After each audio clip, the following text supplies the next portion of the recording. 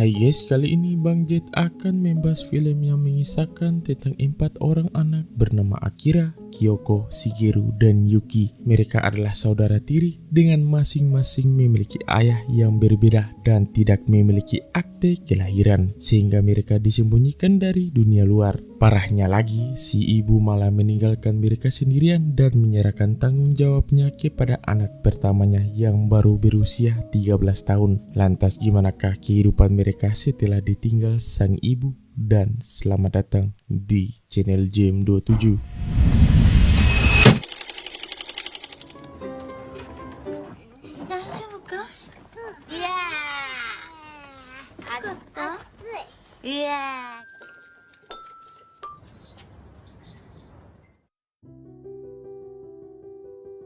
Pada awal film terlihat seorang wanita bernama Keiko dan anak pertamanya yaitu Aira yang baru pindah ke sebuah komplek kos-kosan yang baru. Di sini mereka memperkenalkan diri kepada pemilik kosan kalau mereka hanya tinggal berdua sedangkan suaminya bekerja di luar negeri. Namun sebenarnya Keiko menyembunyikan fakta yang mana ia merupakan seorang wanita single mother dan banyak anak. Ternyata anaknya yang lain dia sembunyikan di dalam koper. Mereka adalah Shigeru dan juga Yuki.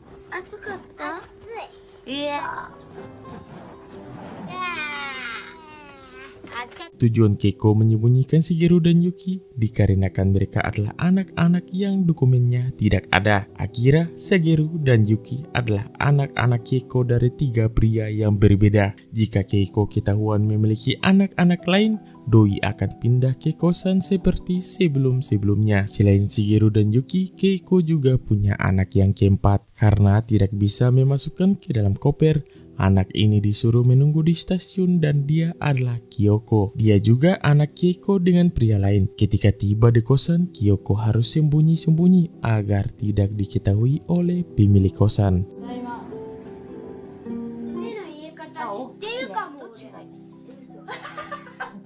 Sebagai sebuah keluarga, Keiko menjelaskan beberapa aturan pada anak-anaknya seperti tidak boleh keluar rumah, membuat suara-suara berisik, dan juga keluyuran di area kos-kosan. Di antara anak-anaknya, Shigeru lah yang paling susah mengontrol dirinya karena dia anak yang spesial.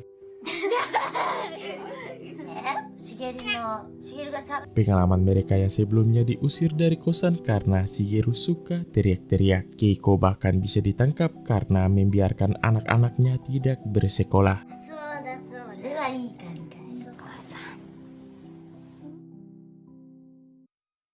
Keesokan harinya, setelah Keiko pergi bekerja, Akira mulai mengurus rumah. Di sini, mereka semua sudah terlatih membereskan barang-barang mereka masing-masing. Akira juga bertugas untuk berbelanja bahan makanan dan memasaknya.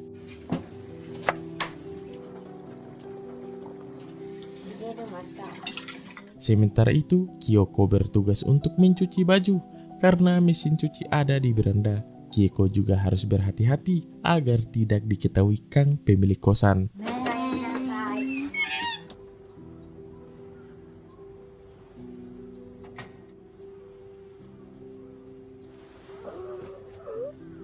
Di siang harinya, saat Keiko sedang cuti kerja, Keiko yang sedang menjemur kasur curhat pada Akira kalau dirinya sedang jatuh cinta pada seorang pria yang dianggap manis dan serius. Keiko mengatakan kalau pria ini sangat perhatian dan akan menikahinya. Mendengar semua itu membuat Akira heran karena Keiko tidak belajar dari pengalaman sebelumnya dan masih percaya pada pria-pria bangsat yang dia temui.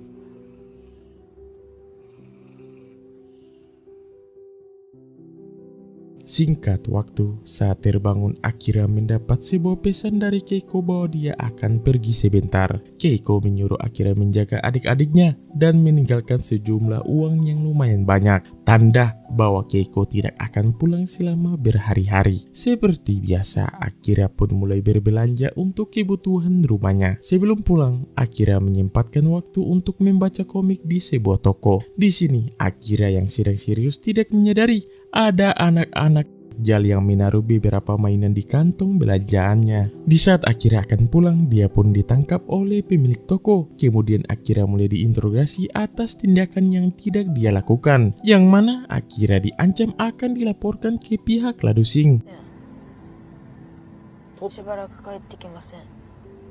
Untungnya sebelum itu terjadi, seorang kasir datang dan memberitahu kalau rekaman CCTV yang ia lihat anak-anak lainlah yang memasukkan mainan ke dalam tasnya Akira. Insiden barusan membuat kepala toko meminta maaf dan memberikan Akira hadiah berupa roti daging untuk ia bawa pulang.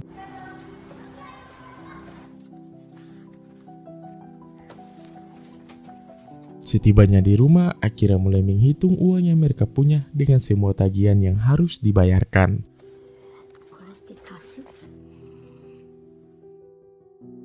Singkat waktu, sudah sebulan lebih Keiko tidak pulang ataupun memberi kabar. Karena mulai khawatir, Akira bergegas pergi ke tempat tinggal lamanya. Yang mana di sana dia menemui seorang supir taksi bernama Boban yang dia pikir ayah dari Yuki. Di sini Akira menceritakan kalau sudah sebulan Keiko pergi dan dia berencana meminjam uang. Namun Boban hanyalah supir taksi yang tidak punya banyak uang. Tak putus asa, Akira pergi dan menemui seorang pria yang katanya ayah dari Yuki juga. Namun pria tersebut memberitahu jika ia baku pompong dengan Keiko, dia selalu menggunakan kondom. Jadi dia bukan ayah Yuki. Tak ingin banyak bacot, pria ini pun memberikan Akira sedikit uang dan meminta Akira untuk jangan lagi menemuinya.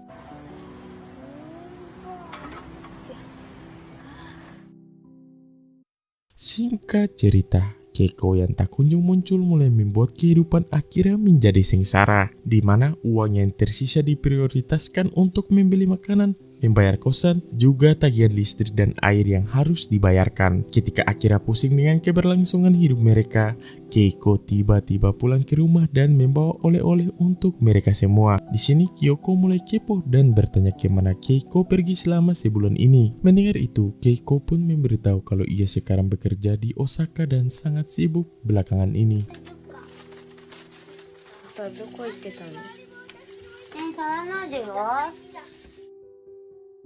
Keesokan harinya, mereka semua melihat Keiko yang sedang mengemasi koper dan pakaiannya kembali. Keiko kemudian mengatakan kalau dirinya harus kembali bekerja dan berjanji akan pulang ketika malam Natal. Karena tidak bisa melakukan apa-apa, Akira terpaksa membantu Keiko membawa kopernya untuk pergi ke stasiun.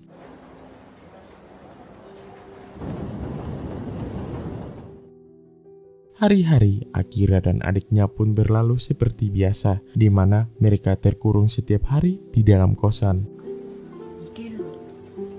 Singkat cerita, malam Natal pun tiba. Sampai saat ini, Keiko tidak kunjung pulang. Hari berganti hari, ketika itu Akira mencoba mencari jawaban dengan menghubungi kantor tempat Keiko bekerja. Namun Akira diberitahu kalau Keiko sudah resign sejak 1 bulan yang lalu. Mengetahui semua itu, membuat Akira sedih dan bingung dengan bagaimana nantinya ia bisa menghidupkan ketiga adik-adiknya. Sepulang ke rumah, Akira yang sudah tidak memiliki banyak uang memutuskan untuk mengkonsumsi mie instan. Jika kurang kenyang, mereka akan menambah nasi dan makanan dengan kuah mie yang tadi.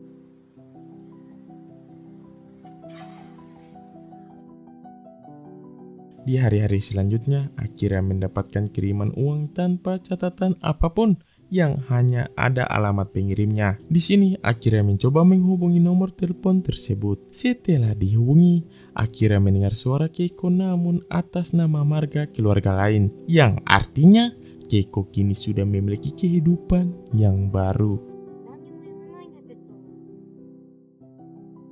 Singkat waktu berlalu, di hari ulang tahun Yuki sedih karena Keiko yang tak kunjung kembali. Untuk menghibur Yuki, Akira pun mengajak Yuki untuk berjalan-jalan keluar pada malam hari, yang mana pada saat itu lingkungan kosan sudah sepi.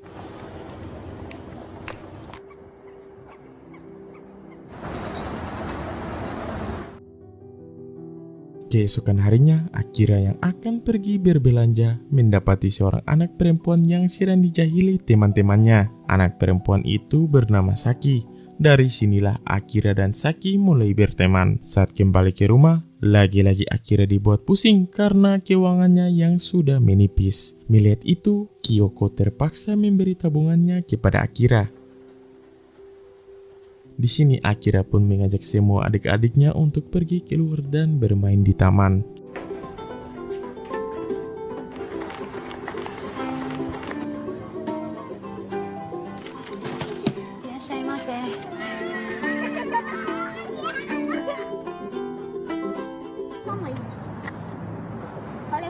Sepulangnya ke kosan, mereka mulai menanam biji bunga yang mereka ambil. Saat malam, tiba-tiba fasilitas listrik dan air di kosan mereka pun dicabut. Sehingga Akira dan adik-adiknya terpaksa mengambil air gratis di taman untuk dibawa ke kosan.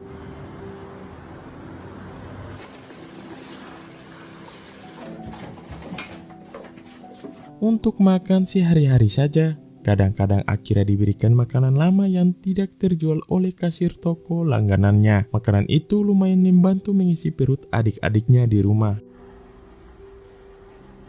Di siang hari, Yuki yang bosan hanya di dalam kamar mencoba naik ke kursi untuk melihat pemandangan di luar. Lalu, tiba-tiba beberapa jam kemudian, Akira kembali ke rumah dan mendapati Yuki yang sudah tak sadarkan diri. Yuki.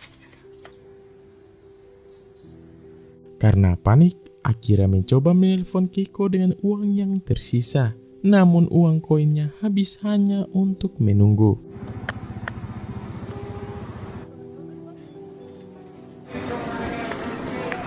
Keesokan harinya, Akira kaget karena kulit Yuki terasa dingin dan ternyata Yuki telah meninggal dunia. Hal itu membuat Akira sangat-sangat sedih dan kebingungan. Di tengah-tengah kebingungannya, Akira bertemu dengan Saki. Di sini, Akira meminta Saki untuk membantunya membawa jenazah Yuki.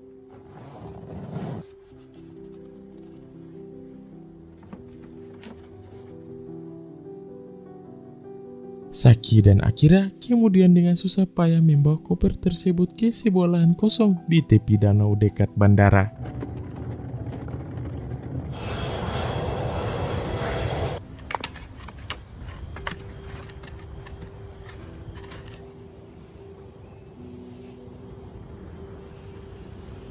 Pagi harinya, mereka pun kembali dengan baju yang sudah kotor dengan tanah.